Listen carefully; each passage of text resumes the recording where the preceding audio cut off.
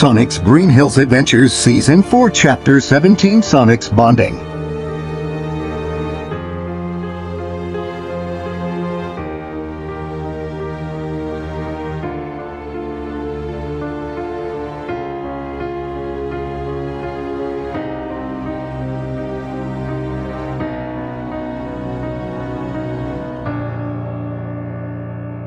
Heath is Sonic's point of view. Machoska, wait!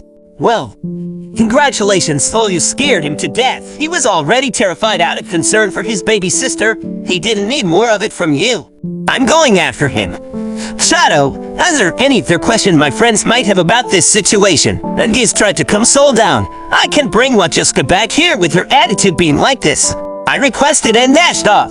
Soul just stood there completely stunned and speechless. I didn't mean to scare him like that, but how did I trigger it exactly? Soul asked with deep regret written all over her face. When we found him, he was being beaten up by this Zale guy. If it weren't for Sonic's reassurance, Husky would still be in ball form, shaking like a leaf and sobbing his eyes out. Emmy explained with anger. Oh, I should have known. I know any mention of Zalo's name instills fear into everyone, but he's not from here. I had no idea he already met him.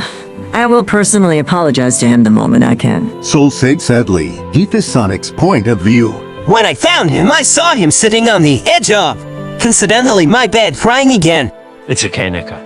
I'll protect you no matter what. I don't care what that cat thinks. Looking on the bright side has always been my coping mechanism since the start of my isolation. Machoska told Anika shakily. It was obvious that he was trying to reassure himself more than his sister. I then sat down next to him. Hey, Machoska, I'm sorry about Soul shaking me the biggest stick in the mud sometimes. So pay her no mind. We both know our friends are fine. I said to try and cheer him up. That's when he looked at me, and when I saw the look of absolute hopelessness in his eyes, I realized that anything I say wouldn't do the trick, so I hugged him. Don't worry, Machoska, we'll help protect her. He won't be getting anywhere near her, not if we have anything to say about it. I said as I continued to hug him. Movie Sonic's point of view. When Sonic hugged me, I immediately returned the embrace and sobbed quietly into his chest. Since he was a few inches taller than me, for this just reminded me of how my brothers would comfort me after a nightmare. Thank you, Sonic. But it isn't just that. But it isn't. I said as we entered the hut. What do you mean, Machoska?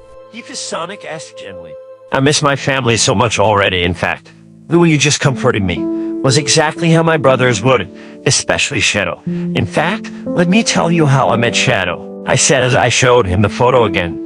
Wait, I just realized your parents are humans. Guess you got lucky that the humans of your dimension are mostly friendly. Instead, well, you know. Sonic said with a smirk on his face, and that made me laugh. Yeah, that's where this story starts, on my 14th birthday, which was the first one I didn't celebrate all alone. They showed me the adoption papers. I obviously said yes to the idea. The next day there was this musical showcase, where we performed my own original song, Endless Possibilities. The day after that was when the government finally were told I was still here in the most negative way possible by the biggest jerks in Green Hills. Fellow students Jade and Veronica, they took me from the school building as my friends were forced to stay back, having to watch me be taken away. Then they took me to the Capitol and into a government facility called Gun Headquarters. Then the commander put me in a cell that he said was perfect and that I look a lot like another prisoner there. And he was right.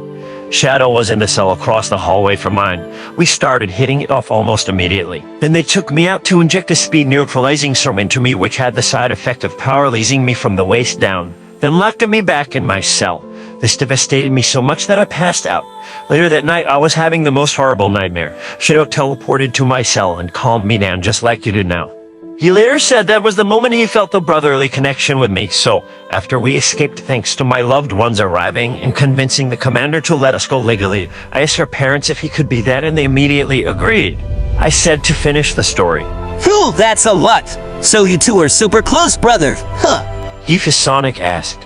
Yes, we are. We do anything for each other. As for Silver, his background was eerily similar to mine, only it was 9 years instead of 10. Just days after meeting him, I brought up the idea of him joining the family. I said as I smiled a little. Hey, Sonic, what is a solace? Because I'm a little lost to say the least about it. I asked nervously. A solace is when half of your soul is taken away. A symbol appears on your hand, making you a slave while your body rots like a zombie. If the symbol is destroyed, they turn to ash. Sonic said shackily. Oh, Sonic, that's horrible. I'm so sorry you had to see your loved ones like that.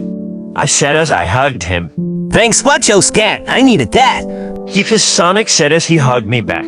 Well, this is a safe place. Are you sure you don't even want to try and contact your family with this phone? It might work. Sonic asked as he handed my phone back. I thought for a moment and shook my head. Not now. Maybe later tonight before bed. Let's go back. I'm sure everyone is worried about us.